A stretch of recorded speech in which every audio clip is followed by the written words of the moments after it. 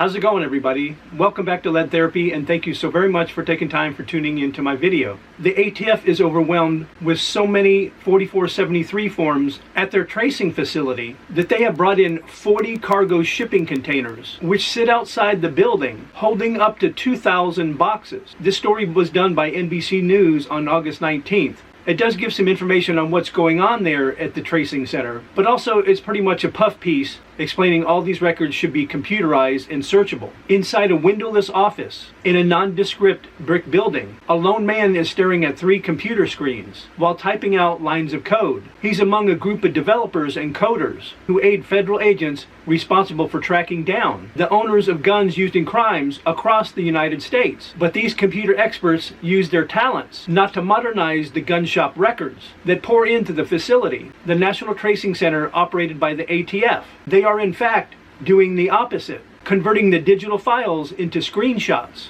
akin to paper records, so they cannot be searched electronically. It's just insanity to think this is how we're operating, said Edgar Domenech, a former ATF deputy director. Federal agents can run scans on things such as license plates and fingerprints to instantly find out who they belong to. But when it comes to guns, they're essentially handcuffed by a 1986 law that keeps the ATF stuck in the past. The nearly 40-year-old regulations prevent the agency from keeping digital searchable gun transaction records, and efforts in Congress to modernize the system have failed. Boxes upon boxes of paper records fill nearly every corner of the ATF's tracing facility.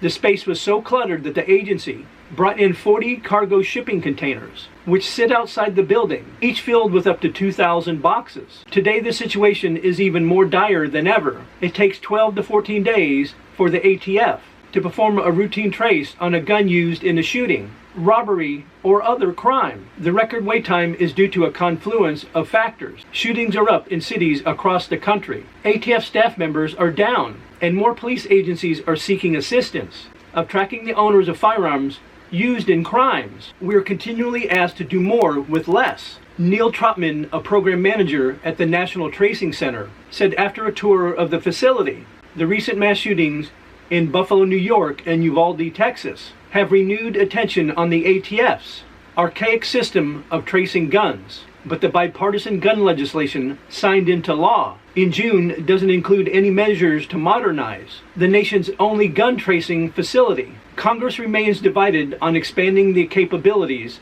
of the ATF. Senate Democrats sponsored a bill last year that would allow the agency to keep a gun tracing database to aid law enforcement, but it went nowhere. Republicans have long argued that allowing police access to an electronically searchable repository of gun records is tantamount to a nationwide firearm registry, which would make it easy for the government to seize people's weapons. In April, 18 GOP senators signed a resolution opposing Biden administration regulations that would require gun dealers to retain their entire history of transaction records. Guys, keep this name in mind when it comes to voting in November. Senator Mike Braun, a Republican from Indiana, suggested in a brief interview that he was open to the idea allowing the ATF to create searchable electronic databases. It seems to be something that seems to make sense, he said while walking to a Senate vote.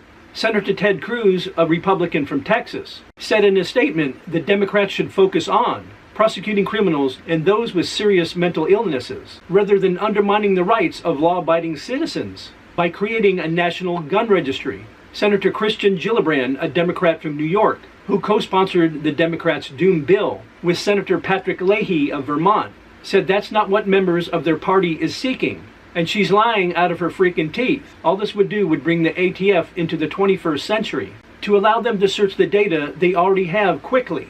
Trotman said when he joined the center in the mid-1990s, staff would convert paper gun records into microfilm.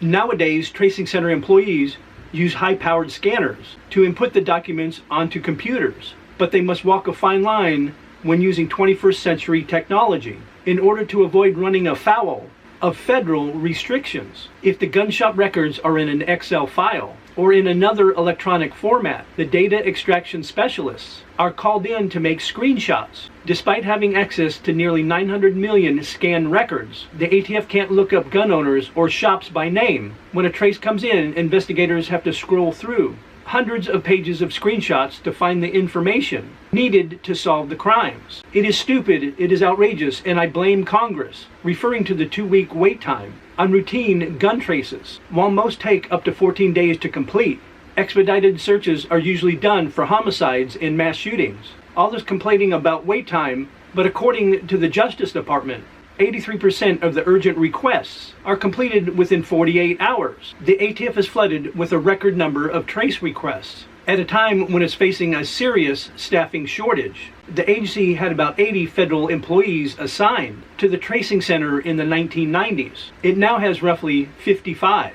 In order to keep the nation's gun trace effort afloat, the ATF relies on hundreds of contract workers, assigning them to organize and scan the millions of gun records that flood the facility each year. And just remember, in late June, the California Attorney General admitted that the state accidentally released online the names, addresses, and other personal information of thousands of people who applied for a concealed firearm permit within a 10-day period. The list, which included thousands of entries, was live for less than 24 hours.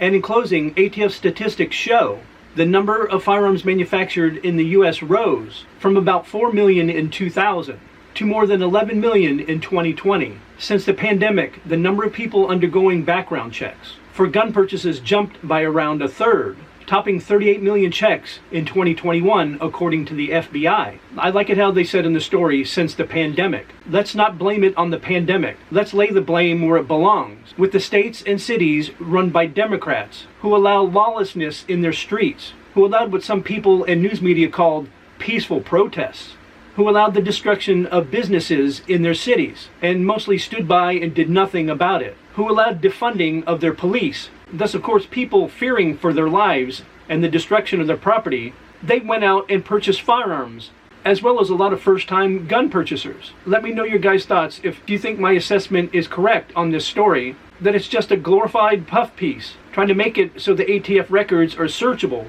not just only for tracing purposes, but for those records to be able to be searched to find out who owns guns in America to be used to confiscate their firearms. And as always, if you enjoyed the video, or if I gave you some information you didn't know, please take time to like, share, and subscribe, and hit those post notifications.